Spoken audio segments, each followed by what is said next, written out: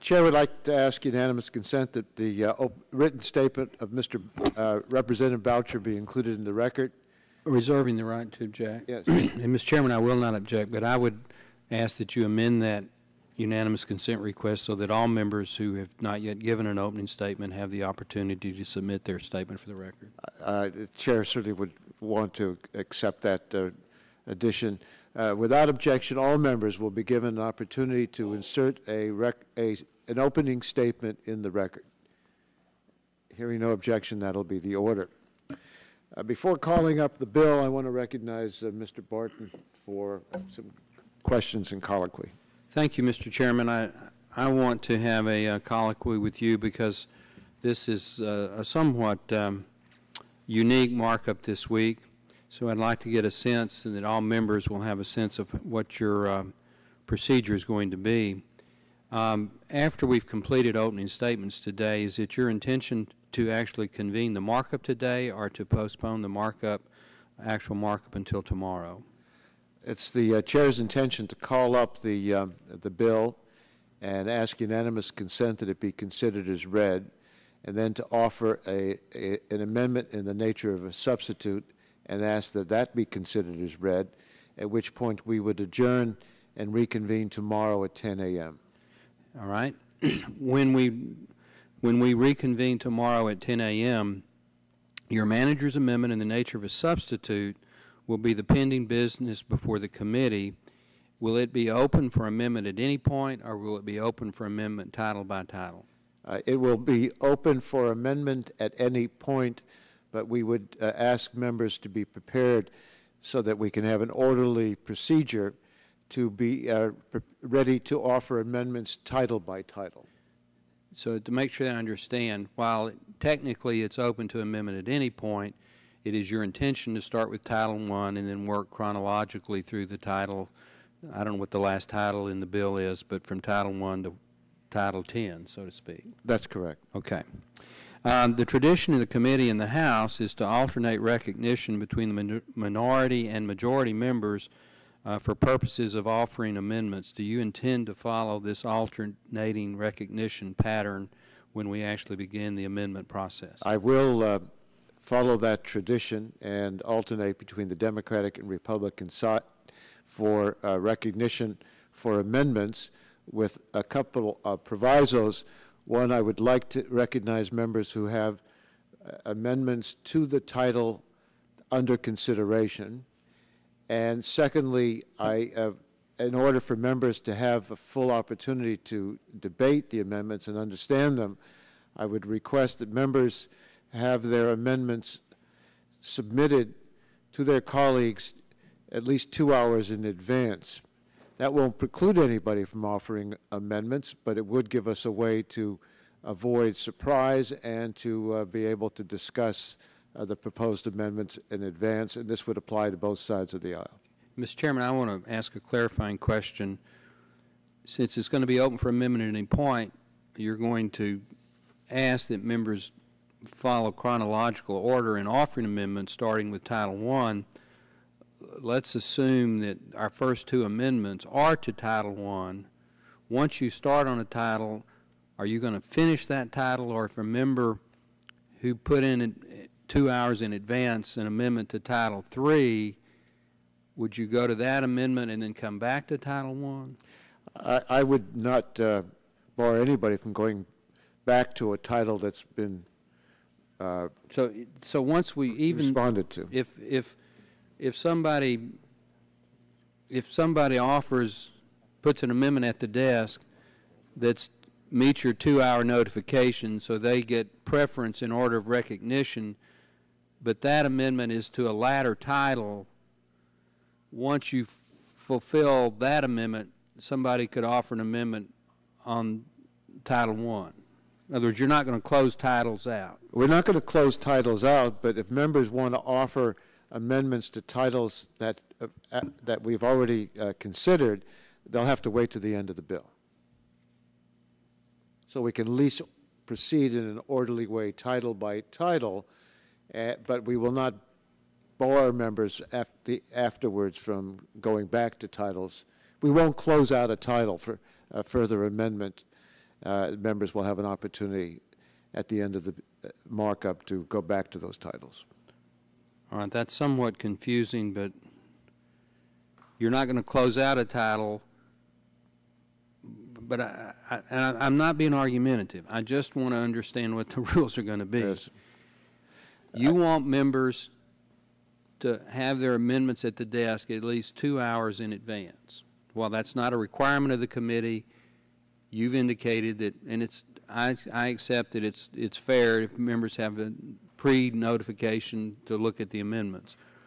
But a member, let's be real hypothetical here. Somebody offers an amendment to Title 10 right off the bat that meets your 2-hour notification. They put it in tonight. Then if the very first amendment is to Title 10, that doesn't mean that we've got to do all the amendments to Title 10 before you take amendment from Title 1. I want members to understand the process and have an orderly procedure. So we will go in chronological order, starting with Title I. I'll recognize members who have amendments to Title I before we'll recognize members who have amendments to Title II, Okay. and then in sequence. Okay. But if a member did not have an amendment to Title I that they wish to offer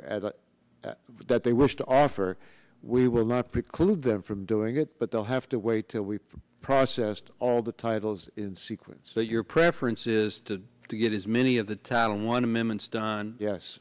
and then Title II, and then Title III, et Right. cetera, et cetera. Yes, that is my preference. It's an orderly way to proceed. Members ought to have their amendments ready to each title. They ought to be at the desk and shared 2 hours in advance so there won't be any surprises.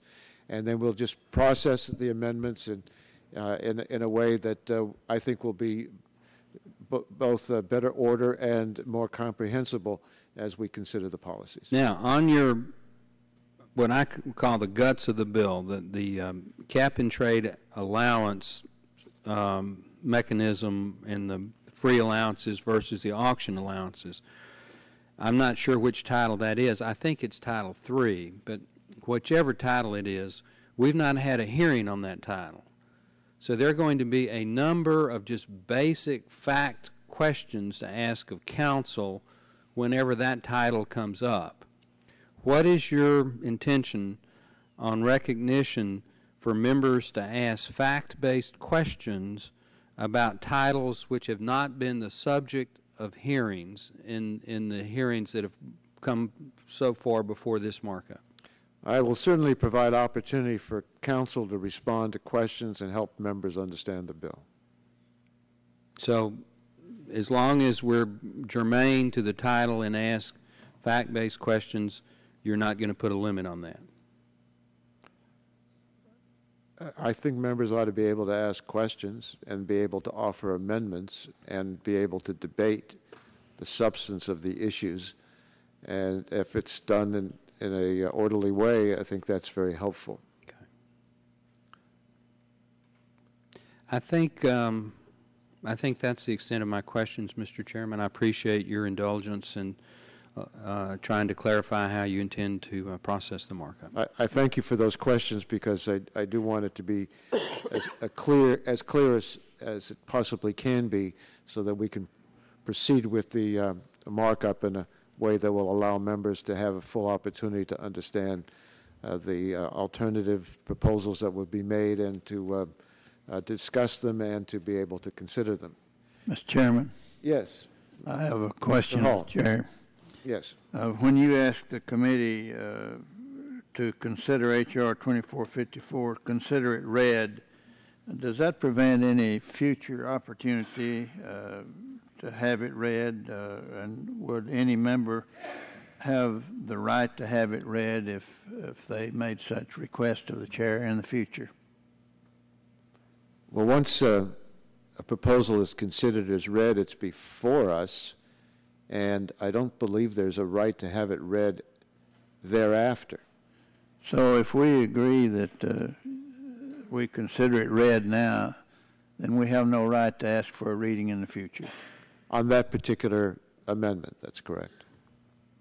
Then I'm going to probably have an objection to your asking it be considered read. I'll reserve my time. Mr. Chairman, I have one more question. Yes, Mr. Martin. I yielded back, but Mr. Hall's question prompted one more. I have a substitute amendment for the entire bill. I don't know how long it is, but it's substantial. When would it be appropriate for me to offer that amendment in the nature of a substitute for the entire bill? Do you have a preference about that? I would leave it to the gentleman to decide when he wishes to offer that amendment.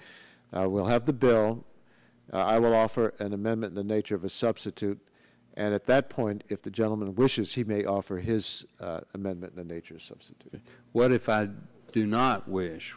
Would I be precluded later in the markup?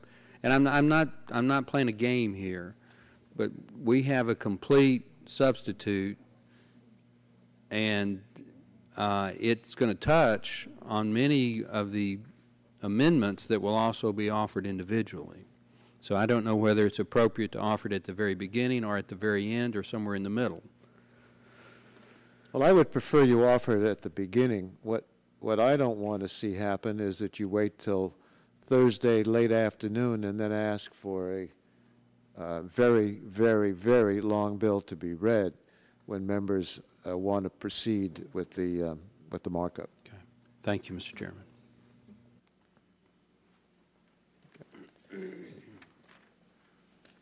I now call up for consideration H.R. 2454, the American Clean Energy and Security Act of 2009, and I ask unanimous consent that the first reading of the bill be dispensed with. Without objection, that'll be the order. Pursuant to House Rule 11. Okay. Now, H.R. 2454 is now considered as read, and the clerk will designate Section 1. H.R. 2454, a bill to amend clean energy jobs, achieve energy independence, reduce global warming pollution, and transition to a clean energy economy. I have at the desk an amendment in the nature of a substitute, which I offer at this time, and I ask unanimous consent to consider the amendment in the nature of a substitute as read. Reserving the right to object. Gentleman's recognized. Mr. Chairman, I am not going to object, but I do wish to ask when a summary of the amendment in the nature of the substitute will be given to committee, and whether we'll have an opportunity to ask questions about that before we actually begin the markup. Do you want to do that this afternoon, or do you want to do that tomorrow? I'm not asking to read the bill. I'm asking how we get a summary of the bill to members to read, to be prepared for tomorrow. The substitute I'm offering primarily makes technical changes to the American Clean Energy and Security Act. It corrects cross-references and contains other clerical corrections. But let me summarize the other changes in the substitute for you briefly.